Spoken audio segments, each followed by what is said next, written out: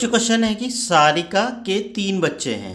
पहला दूसरे से 5 वर्ष बड़ा है तथा दूसरा बच्चा तीसरे से 4 वर्ष बड़ा है। ठीक है, उन सब की आयु का योग 22 वर्ष है। सबसे बड़े बच्चे की आयु ज्ञात कीजिए। ठीक है, देखो आसान सा क्वेश्चन है, बस ये देखना है कि हमें मानना किसको है।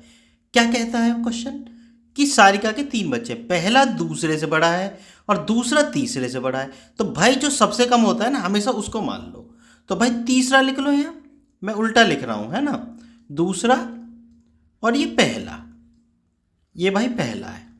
तो भाई क्या कहता है कि दूसरा तीसरे से, मान लो तीसरा x है, तो दूसरा कितना है, वो क्या कहता है कि दूसरा बच्चा तीसरे से 4 वर्ष बड़ा है। तो ये हो गया x + 4।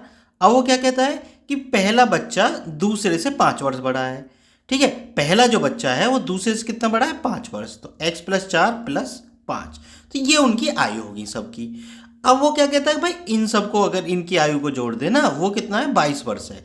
तो सबसे बड़े बच्चे की आयु ज्ञात कीजिए। तो सबसे बड़े बच्चे की आयु ये है ना, x + 9 हो जाएगा, इसको x + 9 मैं लिख देता हूँ। ठीक है, अगर हम इन तीनों की आयु जोड़ दें, भाई पहले बच्चे की, दूसरे की और तीसरे की, तो उनका आयु का योग कितना है, बराबर 22 है।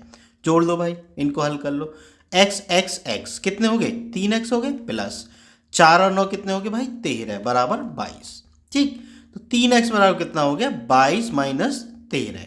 भाई 3 का इधर गुना में है, तो 3 का इधर क्या हो जाएगा, भाग हो जाएगा। ठीक है, कर दो भाई। तो 22 में से 13 गए, 9/3 बराबर कितना आ गया, 3। यानी x बराबर तो आ गया 3। अब वो क्या कहता है कि सबसे बड़े बच्चे की आयु ज्ञात करो। तो सबसे बड़े बच्चे की आयु कितनी, x + 9, x का मान आया 3 + 9 बराबर कितना हो गया, 12 वर्ष। 12 वर्ष कहीं ऑप्शन में है, ये रहा। ठीक बच्चों, बात समझ में आ गई होगी।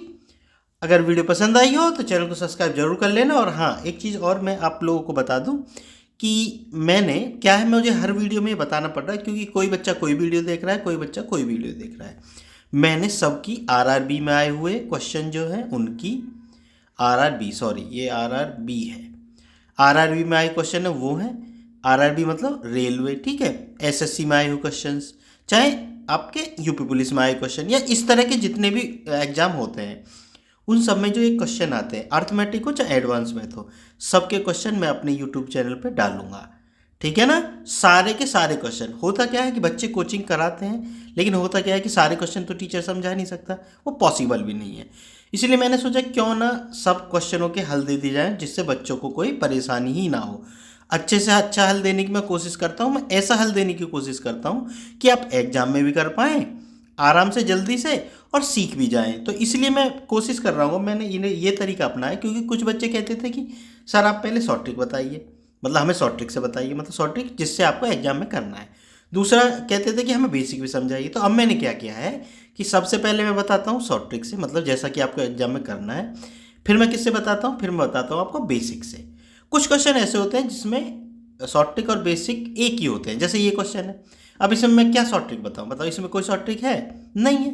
ठीक है, अब कोई फालतू का बता दे करके कि 5 और 4 9, 9 में से 22 के कितने बचे, कितने, सॉरी 5 और 4 कितने हो गए, 9 हो गए, और 9 और 4 13, 13 22 में से जाएंगे 9 बचेंगे, 3 3 9, ऐसे करके मैं बता दूं ये हो गया जादू। नहीं, उससे अच्छा इससे कर लोगे, ज़्यादा बेटर है। ठीक है ना, एक बार तुमको ये तरीका आ जाएगा, फिर तुम मुंह जबानी खुद ही कर लोगे, किसी के बताने की कोई जरूरत नहीं है। ठीक है बच्चों, अगर वीडियो पसंद आई हो, दोबारा से मैं बोल रहा हूँ, तो चैनल को सब्सक्राइब जरूर कर लेना। मिलते हैं फिर नेक्स्ट वीडियो में।